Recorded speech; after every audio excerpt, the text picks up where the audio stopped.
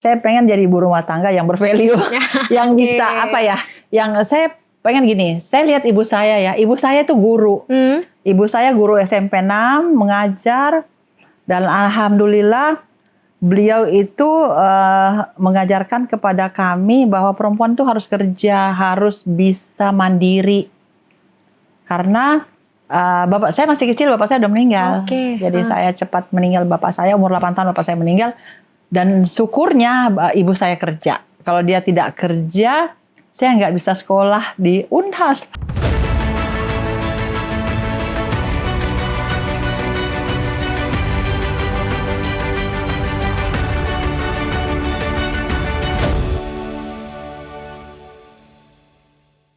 Assalamualaikum warahmatullahi wabarakatuh. Apa kabar pemirsa Unhas TV dimanapun Anda berada? Senang sekali saya Iva Syarahman dapat kembali membersamai Anda bertemu tokoh baru, inspirasi baru Unhas Figure.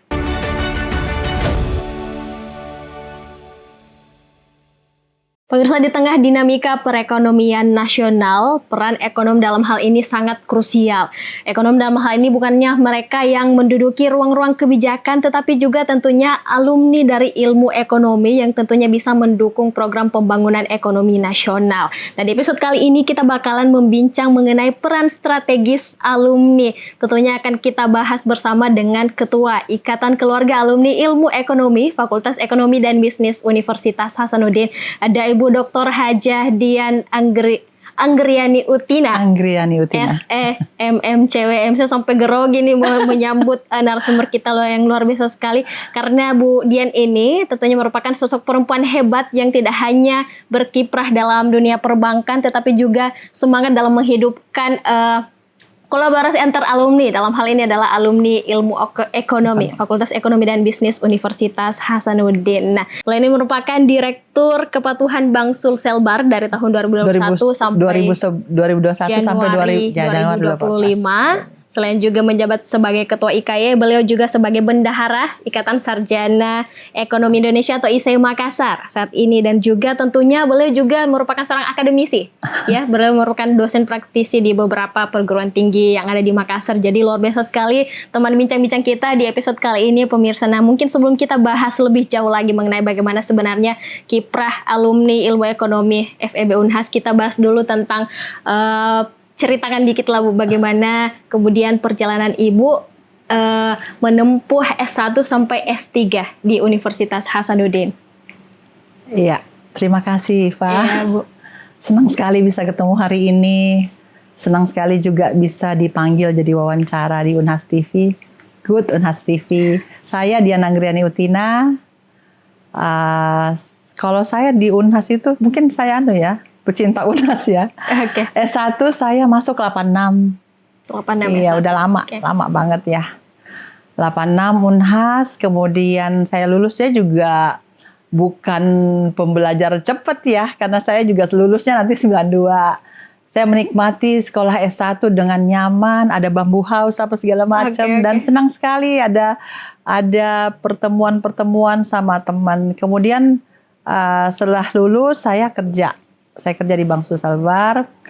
Nah, alhamdulillah pada saat saya baru kerja 4 tahun itu ya, saya dikirim lagi sekolah S2. Saya dapat beasiswa dari Bank Sulselbar. Alhamdulillah saya orang pertama yang dapat beasiswa dari Bank Sulselbar. Bank Sulselbar. S2.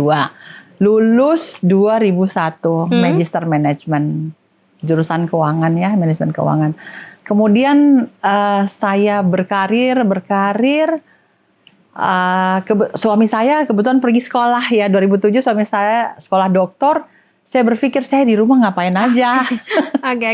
Saya ngambil doktor lagi 2008. Alhamdulillah lulus 2014. Jadi saya sekolah S1, S2, S3 itu di Unhas. Soalnya kalau sekolah ke tempat lain saya harus cuti. Iya, kali ini kan saya belajar. Jadi saya belajar sambil sekolah.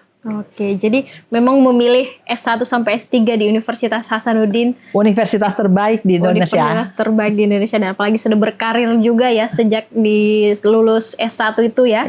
Langsung memulai karirnya di Bank Sulselbar tentunya, dan dibiayai dan menjadi pegawai pertama yang dibiayai sekolahnya oleh Bank Sulselbar. Pada masa itu Bu, apakah ada mungkin tekanan tersendiri begitu karena kita ini dibiayai dari tempat kerja kita. Bagaimana sih pada masa itu?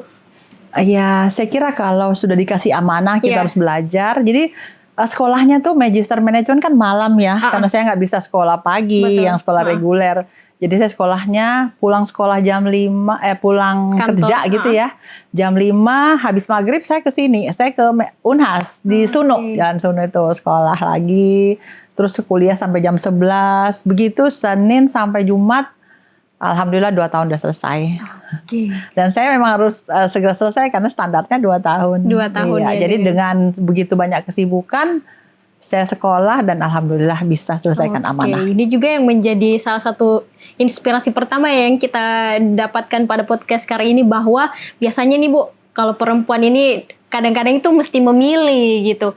Mau lanjut studi kah, kerja kah, atau menikah mungkin, membangun rumah tangga. Nah ternyata Ibu Dian ini bisa menjalankan ketiga-tiganya ya untuk melanjutkan studi S2-nya. Bagaimana sih memotivasi mungkin sedikit bagi kaum perempuan di luar sana juga nih Bu untuk bisa seperti itu? Saya kira mungkin karena saya juga belum menikah pada saat itu ya. Jadi saya menikah 2002, selesai saya sekolah S2 baru saya menikah tahun depannya ya. Alhamdulillah bisa menyelesaikan semua dan saya pikir menjadi perempuan menyeimbangkan lah segala macamnya, tugas di rumah, tugas di tempat kerja, terus saya juga harus sekolah gitu. Alhamdulillah bisa selesai. Dengan penuh perjuangan. Dengan penuh perjuangan itu kata yang harus digarisbawahi ya. Jadi bukan mustahil untuk menjalankan kedua-duanya, tetapi itu tadi mesti menyeimbangkan dengan penuh perjuangan tentunya ya. Bukan hal yang mudah untuk menyeimbangkan hal tersebut. Nah selama studi di Unhas nih Bu ya, apalagi menjalani program studi sampai S1 sampai S3 di Universitas Hasanuddin, mungkin hal-hal yang paling Ibu ingat gitu, yang Ibu dapatkan akhirnya nih ternyata ini sangat membantu Ibu sampai di dunia pekerjaan dan lain sebagainya. Saya kira yang paling berkesan pada saat S1 ya. Karena kita lama berinteraksi dan itu menyenangkan. Kita juga masih muda, belum ada beban. Ketika S2 saya sudah ada beban kerja, ada target yang harus diselesaikan. Tapi saya so far sama teman-teman S2 juga kita akrab. Jadi kita menyelesaikan studi hanya 2 tahun. Ya, jadi praktis memang yang paling banyak kenangannya pada saat S1. Untuk mungkin ada jejaring yang akhirnya membawa Ibu. Nah, kembali lagi memang Mbak Iva. Jadi saya pikir kenapa saya suka bersekolah, saya suka punya banyak teman baru. Karena menurut saya circle itu harus diperluas. Betul. Jadi begitu, karena dia bagian dari rezeki, dia bagian dari pertemanan-pertemanan itu bagian dari bisnis. Kita ketemu orang, kita ketemu apa pasti akan menghubungkan dengan bisnis saya, khususnya di Bank Sulselbar ya. Kita punya banyak kenalan itu bagus. Jadi memang katanya tadi circle ini adalah pintu rezeki juga ternyata ya pertemanan. Yang penting itu sudah ajaran agama juga. Ajaran agama juga. Yang penting circle-nya positif dong ya Bu. Jadi memang circle positif itu punya banyak teman yang ada kerja di sini, ada teman saya kerja di Telkom, ketika saya ada masalah di hepos saya tinggal telepon aja, bisa minta tolong gitu. Jadi kata orang, kenapa harus apa-apa ada orang dalam? Orang dalam itu perlu. Maksud saya gini, koneksi-koneksi yang pertemanan itu ketika kita berbaikan sama orang, kita akan lebih dimudahkan. Meskipun tidak melanggar aturan, tapi kita akan dimudahkan karena dia akan lebih intens memperhatikan. Betul. Jadi ada pertemanan itu penting. Dampak negatif positifnya juga dari pertemanan itu. Dan menarik tadi yang disampaikan oleh Ibu bahwa orang dalam itu penting ya. Kalau mungkin masyarakat dari sering konotasi negatifnya kalau orang dalam itu ya mungkin terkait dengan nepotisme seperti itu. Saya pikir orang dalam itu ketika kita tidak mampu, kita diperhatikan, itu negatif. Tapi kalau kita mampu, ya pantas dong kita diperhatikan. Jadi dalam konotasi yang positif tentunya orang dalam yang dimaksud tadi. Nah, awal mula Ibu memilih ilmu ekonomi seperti apa? Apa yang melatar belakangi memilih ini Bu? Saya suka fakultas ekonomi karena saya berpikir tuh, ada tetangga saya kerja di bank, beliau dulu kepala cabang. Saya menarik menurut saya karena dia kalau ke kantor tuh pakai mobil, kemudian penampilannya keren gitu ya. Saya pengen orang kalau kerja di bank keren ya. Saya itu pengen nyoba fakultas ekonomi, dan fakultas ekonomi juga punya banyak cabang, bisa juga kerja di mana-mana gitulah.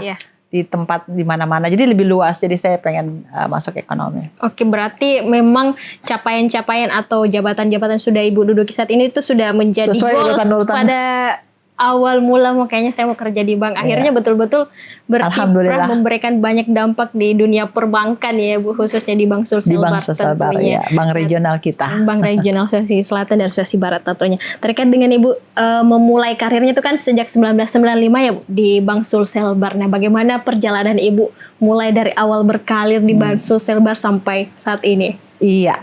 Jadi 95 saya masuk itu alhamdulillah saya pikir saya udah lupa tuh. Jadi saya ketika saya lulus saya kirim semua. Saya punya aplikasi ke seluruh bank gitu ya. Apply sana. Terus saya udah lupa. Ternyata ada panggilan dan saya dites beberapa kali, ada 5-6 kali tes saya lulus ya. Dan saya ditempatkan di Makassar, alhamdulillah. Pada saat itu dirut saya dulu mantan dekan Fakultas Ekonomi. Oke. Dan saya bersyukur saya ditempatkan di divisi perencanaan karena Pak Dirut bilang, Dian pada saat itu saya masih Dian nanti di perencanaan bantu saya. Dan alhamdulillah 3 tahun saya bekerja, saya diangkat jadi kepala departemen. Setelah 3 tahun berarti ada potensi yang dilihat dari kinerja yang ditunjukkan Pak Dirut angkat saya. Jadi saya baru 3 tahun kerja saya sudah jadi kepala departemen. Kepala departemen itu satu tingkat di bawah divisi. Satu tingkat di bawah divisi kepala departemen. Dan apa Mas itu berarti Ibu sudah mengenal terlebih dahulu si kepala divisi dia sebelum sebagai dekan Fakultas Ekonomi itu? Enggak, dekan itu Pak Dirut. Pak Dirut itu saya juga nggak pernah ketemu. Saya sudah lulus pada jadi dekan. Seperti itu. Iya, alhamdulillah.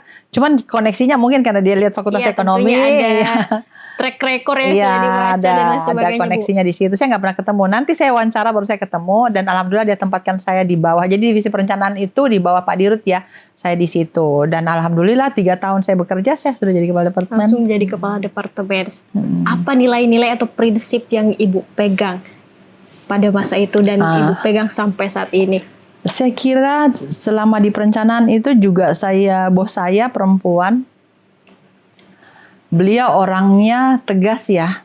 Jadi beliau orangnya tegas dan memang saya belajar bahwa saya harus mempelajari banyak karakter karena kebetulan bos saya itu karakternya juga karena beliau tegas semua orang takut sama dia. Segan lah. Segan. Alhamdulillah saya itu nggak mungkin karena saya selalu menyesuaikan.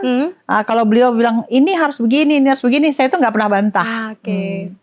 Kenapa saya nggak pernah bantah? Karena saya pikir dia atasan. Nah, cuman bagaimana sampai dia bisa mengikuti? Kadang-kadang yang dia sampaikan tuh nggak kurang srek. Kayaknya yang dia perintahkan nggak bisa. Tapi saya nggak bisa bilang tidak. Tidak bisa bilang tidak. Saya bilang saya coba. Padahal saya udah tahu bahwa ini kayaknya agak sulit. Jadi saya coba. Setelah itu saya bilang, Bu, ini kayaknya agak sulit. Bagaimana kalau diginikan aja? Diberikan alternatif. Iya, kalau ini kayaknya lebih mudah gini-gini. Terus dia baca, oh ya, seperti yang kamu katakan aja deh. Karena kayaknya seperti itu. Jadi saya belajar bahwa ketika saya bekerja, saya harus juga menyesuaikan kondisi dengan karakter atasan. Karena bagaimana saya kerja itu harus cocok dengan lingkungan, terutama atasan, karena dia yang akan mengarahkan saya jadi mentor. Jadi harus dibaca dulu ini sebenarnya seperti apa. Sampai di kepala divisi lain itu bos saya kepala divisi perencanaan ya, kepala divisi kredit bilang, kok dia bisa cocok ya? Dia bisa cocok. Oh iya Pak, karena kan saya akan bekerja sama dia lama. Saya 10 tahun di perencanaan. Dicocokkan lebih tepatnya sebenarnya kan disesuaikan. Dicocokkan itu apa ya? Karena kita akan bekerja sama, kita yang harus menyesuaikan. Kita nggak bisa minta orang harus sesuaikan dengan kita. Enggak, kita yang menyesuaikan. Prinsip saya juga bahwa ketika saya bermimpi ketika saya baru masuk, saya memang bermimpi untuk bisa jadi kepala divisi. Menjadi role model Ibu Dian. Iya, jadi kepala divisi. Kemudian saya juga berharap saya bisa jadi direksi. Tapi bagaimana saya bisa menjadi atasan? Saya harus jadi bawahan yang baik dulu. Baru saya bisa. Saya berharap saya bisa jadi atasan yang baik. Tapi pertama saya harus jadi bawahan yang baik dulu. Luar biasa. Bisa menjadi quotes hari ini ya, bahwa memang harus meniti dari bawah dulu ya. Harus, iya. Kalau posisi kita sebagai pegawai ya tentunya harus menyesuaikan diri. Menjadi pegawai yang baik juga untuk bisa mencapai tingkatan yang lebih tinggi lagi. Kadang-kadang kan kita apalagi kalau ada koneksi merasa kita lebih besar, kita merasa nggak usah ikut atasan, enggak. Biar bagaimana atasan adalah mentor kita. Kita akan jadi pintar dari beliau. Oke, jadi kita harus menyesuaikan. Menyesuaikan dengan hal itu. Untuk tantangannya, Bu, apalagi Ibu sudah beberapa kali menduduki jabatan strategis lah di Bank Sosial seperti itu. Bagaimana sih tantangan yang Ibu hadapi? Kalau tantangannya, saya ada berapa kali pindah ya. Saya dari perencanaan, saya pindah jadi humas. Setelah kepala divisi, kepala departemen perencanaan, saya jadi kepala humas. Kemudian masing-masing itu harus butuh pengetahuan tersendiri dan skill tersendiri. Jadi saya harus belajar. Dan prinsip saya ketika saya pindah di suatu unit, saya harus punya hal baru. Apa yang baru yang saya bisa sumbangkan di unit itu. Jadi misalnya waktu saya jadi humas, dulu itu kita nggak punya media buletin gitu. Media komunikasi antara pegawai dan kepada nasabah. Ketika saya jadi pindep humas, saya bikin buletin. Media itu. Iya, saya bikin buletin, saya pimretnya. Jadi kita buat bulanan. Jadi 1 tahun ada 12 bulan. Alhamdulillah sampai hari ini ada. Jadi itu saya pertama kali bikin pindep. Kemudian saya pindah dari pindep humas, saya pindah jadi pemimpin departemen pengembangan pegawai. Di situ kita merekrut, kemudian kita melatih anak-anak untuk bisa menambah skillnya. Saya juga selalu pengen ada hal baru. Jadi pada saat itu saya juga, saya basic saya kan bukan SDM ya. Jadi saya belajar banyak tentang SDM, gimana sih kita mengelola orang.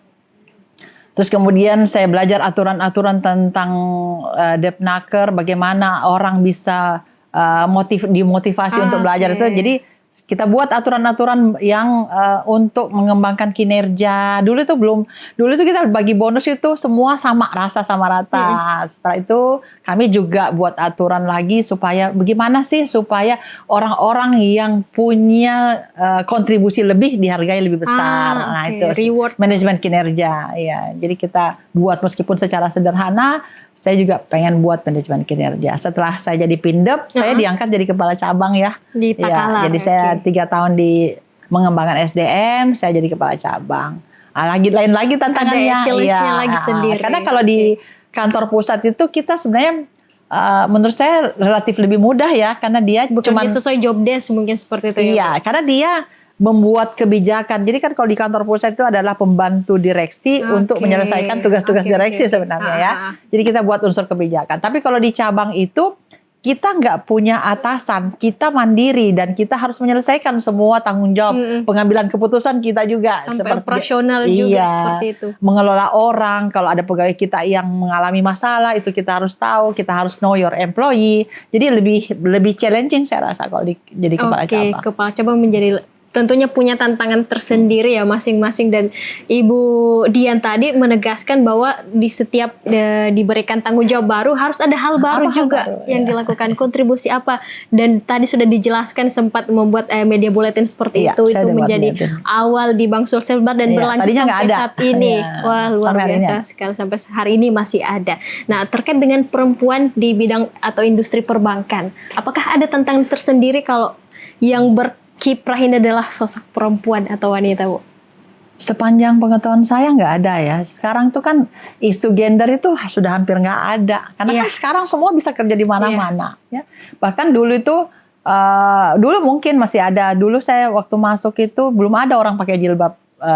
Dulu kan waktu tahun 95 saya masuk itu kita nggak pakai, dikerja di bank itu nggak pakai jilbab. Tapi sekarang nggak ada hambatannya dan menjadi menurut saya menjadi advantages. Jadi perempuan sekarang punya banyak pilihan. Jadi nggak ada isu gender. Semua kebijakan sekarang kan juga perempuan diuntungkan, bisa. Jadi kita pilih kerja di mana aja, mau di bank, mau di mana gitu, mau jadi yang challenging bahkan di antariksa juga ada. Iya, betul. Jadi memang nggak ada. Peran wanita di berbagai bidang itu sudah representatif lah terkait dengan jumlah perempuan dan laki-laki yang terlibat dalam hal itu. Cuman mungkin quote saya khususnya buat adik-adik ya. Jadi kalau kita ingin selalu kita harus punya mimpi bahwa saya ingin menjadi sesuatu Jangan menjadi, tapi memang effortnya harus lebih. Jadi kalau orang belajar, saya juga katakan bahwa saya itu nggak pinter-pinter banget ya. Tapi karena saya tahu saya nggak pinter, harusnya belajarnya lebih banyak gitu. Jadi kalau orang cuma membaca cukup 1 jam sudah hafal, saya nggak bisa. Saya harus 2 jam, 3 jam baru saya bisa ingat. Saya nggak bisa seperti orang lain yang bisa belajar cepat. Saya harus belajar lebih banyak. Oke, jadi kalaupun kita punya banyak pilihan, tapi juga effortnya harus lebih banyak juga untuk mencapai itu. Iya, jadi mimpi saya itu, saya begitu masuk, bos saya lagi bicara kepala divisi, saya langsung mengucap dalam hati saya ingin jadi kepala divisi juga seperti bos saya yang lagi bicara. Alhamdulillah kesampaian saya 2014 kepala divisi. Jadi saya dari kepala cabang, Pak Dirut saya itu langsung tarik saya jadi kepala divisi perencanaan. Jadi di perencanaan itu saya dari staf baru masuk. 3 tahun jadi kepala departemen. Itu ada 5-6 tahun saya kepala departemen di situ. Terus pindah-pindah departemen. 2014 saya masuk kepala divisi perencanaan. Kepala divisi perencanaan. Wah, luar biasa. Jadi istilah zaman now-nya tuh manifesting ya. Jadi memang ketika ada yang kita harapkan, kita inginkan, tentu itu akan menjadi goals yang betul-betul kita pemicu tanamkan. Gitu ya. Pemicu kita. Triggernya. Saya pengen belajar gitu. Oke, jadi kalau setelah melalui berbagai proses atau tahapan tadi nih Bu, pindah-pindah departemen, kemudian naik jabatan dan lain sebagainya. Bagaimana sih makna sukses setelah Ibu merasakan semua ini? Bagaimana makna sukses bagi Ibu sendiri? Sukses, saya kira semua orang punya keinginan untuk sukses ya. Sukses itu ketika di suatu sisi dulu kita pengen semuanya kita bisa punya gitu ya. Kita sudah di jabatan tinggi, tapi menurut saya sukses yang paling hakiki itu adalah yang punya dampak bagi orang banyak. Jadi ketika kenapa saya juga diwawancarai ketika saya mau jadi direksi, saya diwawancarai sama, kenapa harus daftar jadi direksi? Saya bilang, ketika saya jadi atasan, saya bisa memperbaiki keadaan. Dulu itu banyak harapan saya, perbaiki ini. Tapi kalau saya jadi staf, saya nggak mungkin memperbaiki keadaan. Tapi kalau saya jadi atasan, saya bagian dari pengambilan keputusan kebijakan, saya bisa memperbaiki keadaan. Jadi sukses berdampak. Pada orang banyak. Kata kuncinya adalah berdampak bagi Ibu dia. Kita harus bikin sesuatu. Jadi bagaimana, apa yang kita harus perbaiki. Ketika saya kepala departemen, dalam ruang lingkup saya, apa yang saya bisa sumbangkan. Apa hal baru yang bisa saya sumbangkan. Nah, ketika saya direksi, saya pikir harus ada kebijakan-kebijakan yang kita bisa buat supaya ini bank bisa menjadi lebih baik, SDM kita bisa menjadi lebih baik. Jadi motivasi yang tulus itu tadi, dorongan yang tulus itulah bahwa kenapa Ibu kemudian ingin memegang jabatan strategis, karena ingin punya wewenang untuk berdampak, punya wewenang untuk membuat perubahan ke arah yang lebih bisa dibuat baik dari atas oleh pemegang keputusan tentunya. Luar biasa sekali, dan akhirnya Ibu bisa menapaki satu persatu manifesting hal-hal yang Ibu cita-citakan atau Ibu impikan ya. Dan tentunya selain di dunia pekerjaan atau karir saja, Bu Dian ini juga sebagaimana yang saya sampaikan tadi sebagai Ketua IKIE FEB Unhas, tentunya kita bakalan mengulik juga mengenai jejak organisasi dari Ibu Dian ini, tapi jangan diceritakan di sini dulu Bu. Kita akan kembali setelah pesan-pesan berikut ini, tetap di Unhas Figure.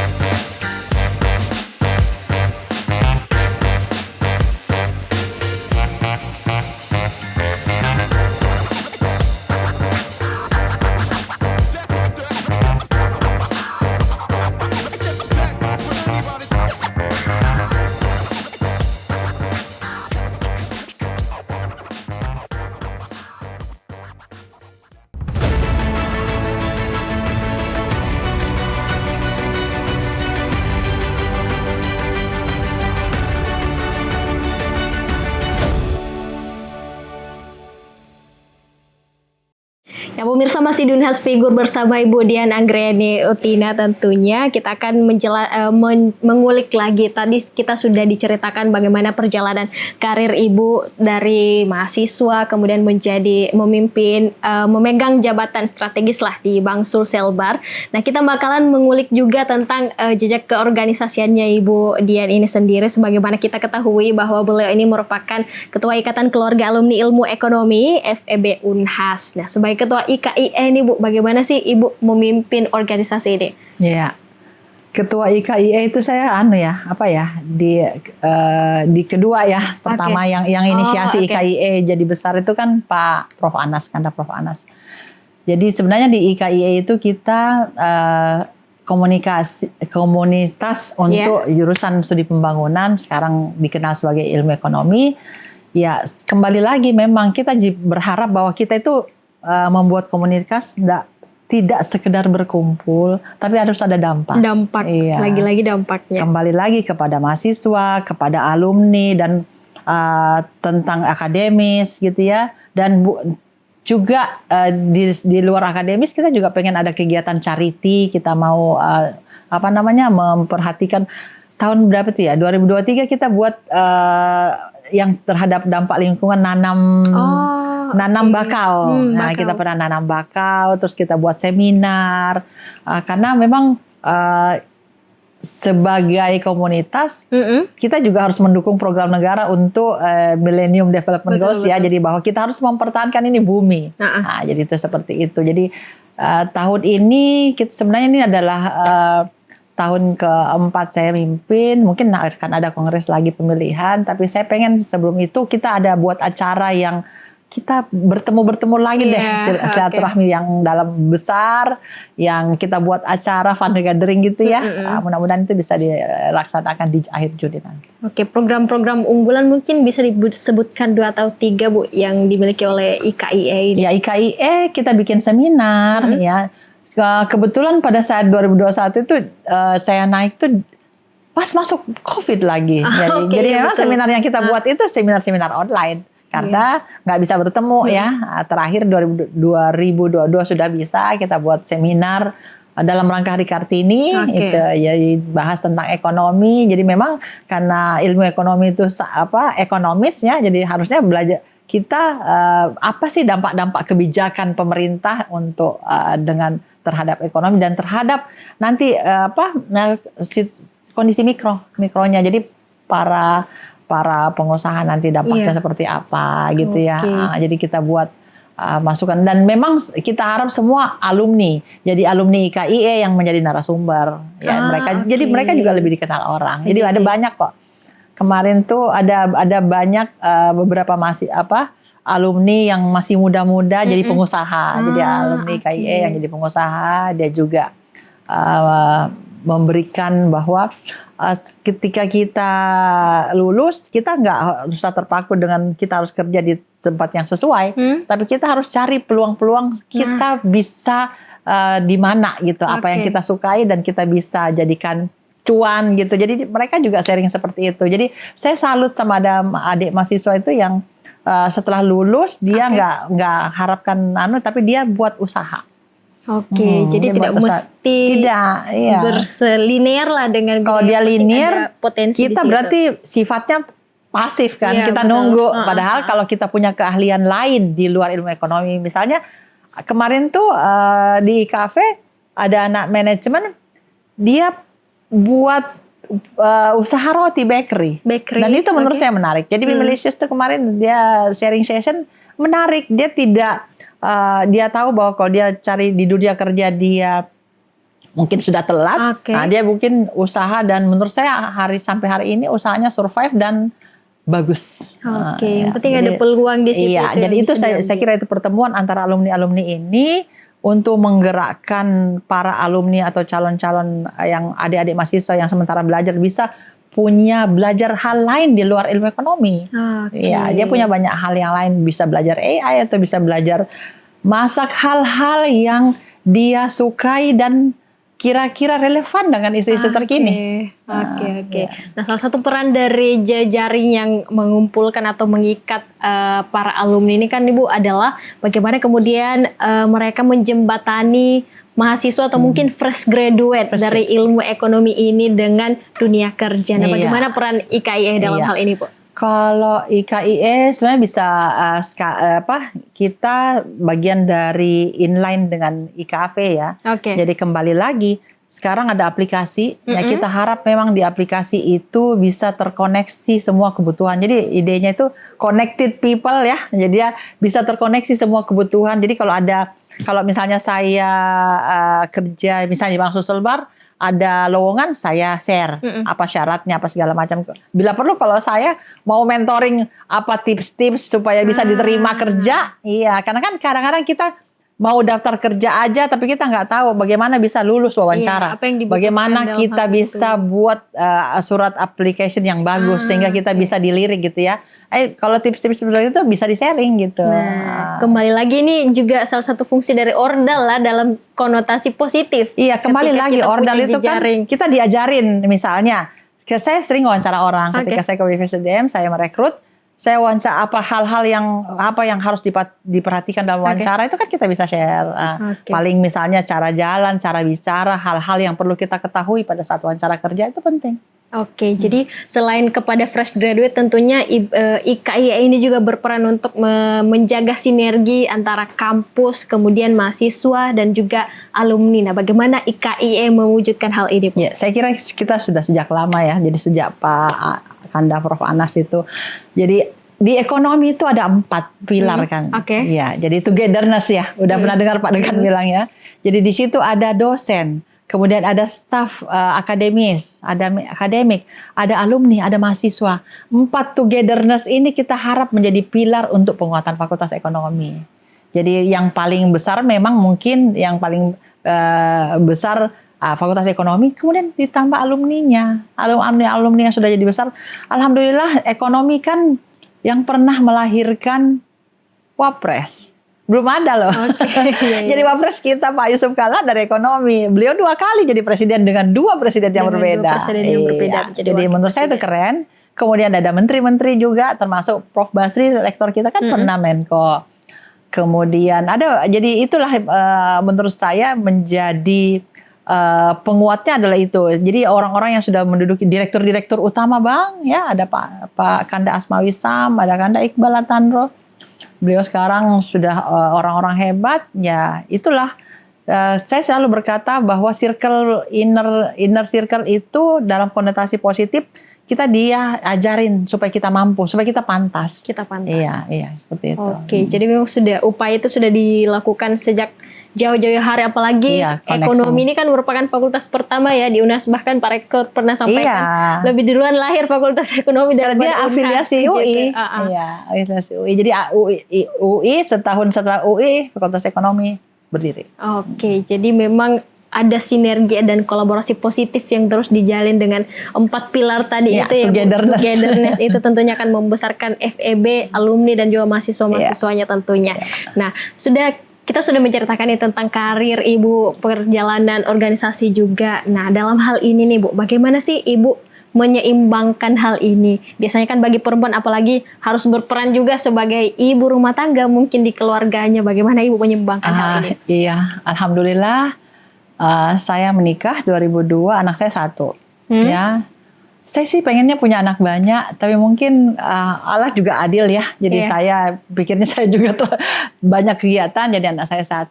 Dan ketika masih kecil anak saya suka protes, karena udah enggak. Jadi suka protes, mama kok kemana aja? Jadi saya suka dinas kemana, jadi tetap saja. Jadi kalau saya di luar kantor lagi dinas, saya pantau PR-nya udah dikerja, gimana, waktunya sudah selesai ya segala macam. Sekarang dia lagi sudah kuliah sekarang, Jadi sekarang lebih dewasa, nggak perlu diajarin hal-hal detail, dia udah bisa. Tapi dulu waktu masih kecil banyak protesnya.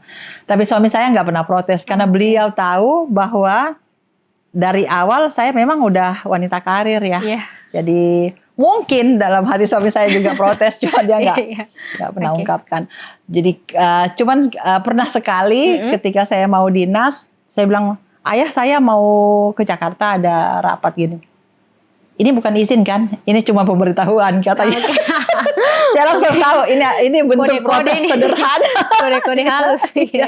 Jadi dia sudah tahu bahwa saya itu wajib saya bekerja, jadi dia nggak ada protesnya, dia cuma bercanda aja. Ini kan pemberitahuan aja ya, bukan Iya. izin.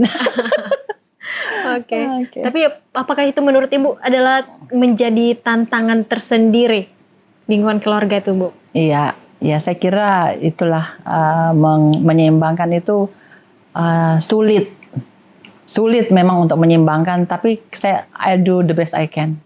Ya kadang-kadang memang ada anak saya yang paling sering keberatan kalau saya sering pergi, tapi alhamdulillah setelah dia sudah jadi mahasiswa Sudah paham. masih kecil dengan aja hal dia itu. protes. Ya. Oke, kembali lagi itu merupakan pilihan ya. Mungkin ada juga perempuan yang lebih memilih untuk menjadi ibu rumah tangga atau fokus ke pekerjaan. Ibu rumah tangga bagus. Nah, yang paling mulia itu ibu rumah tangga. Cuman memang saya pengen jadi ibu rumah tangga yang bervalue, yang bisa yang saya pengen gini. Saya lihat ibu saya ya. Ibu saya itu guru. Ibu saya guru SMP 6 mengajar, dan alhamdulillah beliau itu mengajarkan kepada kami bahwa perempuan itu harus kerja, harus bisa mandiri. Karena bapak saya masih kecil, bapak saya udah meninggal. Jadi saya cepat meninggal, bapak saya umur 8 tahun bapak saya meninggal. Dan syukurnya ibu saya kerja. Kalau dia tidak kerja, saya nggak bisa sekolah di Unhas sampai hari ini, seperti hari ini. Jadi itulah sebabnya saya ingin mandiri juga. Saya ingin seperti ibu saya punya kemampuan finansial sendiri, dan dan juga bisa berdampak kepada orang lain. Oke, jadi ada nilai yang ditanamkan juga dari Ibu Dian sendiri ya, bagaimana perempuan ini harus bisa berdiri di kaki sendiri tentunya, apalagi masa sekarang ini. Nah, terkait dengan Hari Kartini nih Bu, ini kan masih momennya tepat di 21 April kemarin kita merayakan atau memperingati Hari Kartini sebagai tokoh pahlawan perempuan lah di Indonesia. Kalau bagi Ibu sendiri bagaimana sih memaknai Hari Kartini ini, Bu? Ya, Kartini adalah wanita yang penuh inspirasi ya. Tapi saya kira orang-orang terdahulu bukan hanya Kartini yang hebat, banyak. Ada Christina Martina Tiahahu, ada Ibu Dewi Sartika, banyak. Tapi memang surat-surat Kartini terhadap sahabatnya di Belanda itu menginspirasi. Jadi dia nggak mau menjadi hanya sekedar perempuan yang tidak perempuan dulu kan itu hanya bisa belajar, tapi nggak bekerja. Dan alhamdulillah dengan habis gelap terbitlah terang. Itu katanya nama asli Kartini. Jadi kita bisa belajar dan bisa setara sama laki-laki. Tapi saya kira kalau setara itu sejajar gitu ya. Jadi tidak ada yang melebihkan, tidak juga bahwa ketika kita bisa setara kita juga menjadi sombong dan laki-laki merasa kita terlalu kuat gitu. Saya pikir tidak, seimbang. Tidak ada kalah, itu seimbang. Jadi setara dan seimbang. Oke, jadi dengan memaknai itu tentunya seperti yang dikatakan Ibu tadi bahwa tokoh perempuan perempuan hebat itu banyak sebenarnya. Termasuk adik-adikku semua.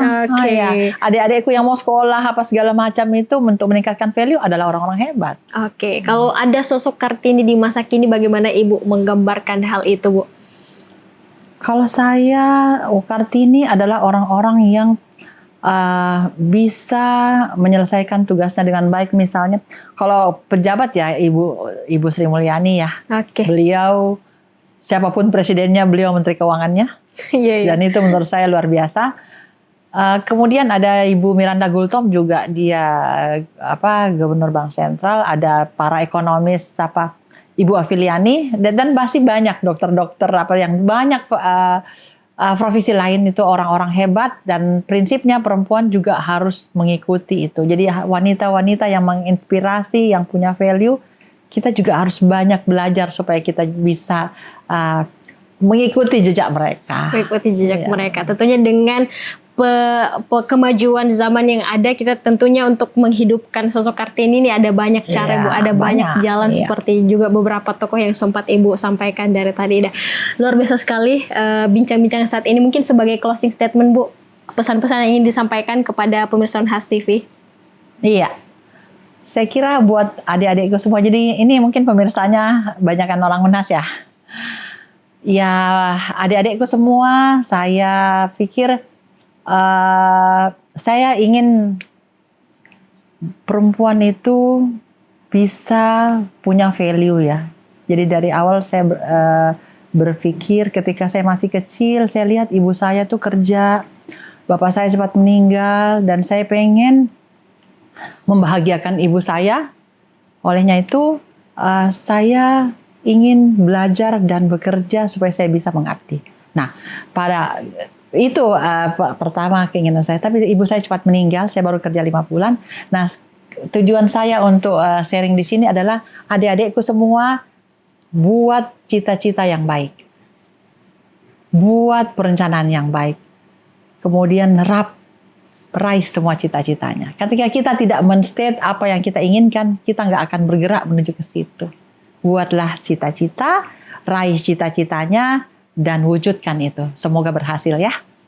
Oke, luar biasa sekali. Jadi bincang-bincang kita tadi ini mulai dari membahas peran alumni, membahas bagaimana perjalanan karir dari Ibu Dian ini sendiri, sampai bagaimana Ibu Dian sebagai sosok perempuan kemudian menginspirasi kita semua. Tentunya kita berharap IKIE di bawah kepemimpinan Ibu Dian ini bisa memberikan kontribusi yang luar biasa bagi bangsa dan negara, dan juga pesan-pesan yang disampaikan oleh Ibu Dian tadi, khususnya para perempuan di luar sana, bahwa jadilah perempuan yang bervalue. Kita tentunya punya banyak tanggung jawab, tetapi juga untuk meraih itu, untuk mewujudkan itu, kita butuh perjuangan yang luar biasa, dan tentunya kita harus menyeimbangkan berbagai aspek yang akan kita raih. Tentunya. Terima kasih banyak Bu atas bincang-bincangnya pada kesempatan ini. Terima kasih banyak juga kepada pemirsa Unhas TV yang selalu senantiasa menyaksikan Unhas Figur. Ikuti terus Unhas TV untuk mengakses program-program menarik lainnya. Saya Fasya Rahman mewakili kru yang bertugas, pamit undur diri dan sampai jumpa. Wassalamualaikum warahmatullahi wabarakatuh. Unhas TV, yes.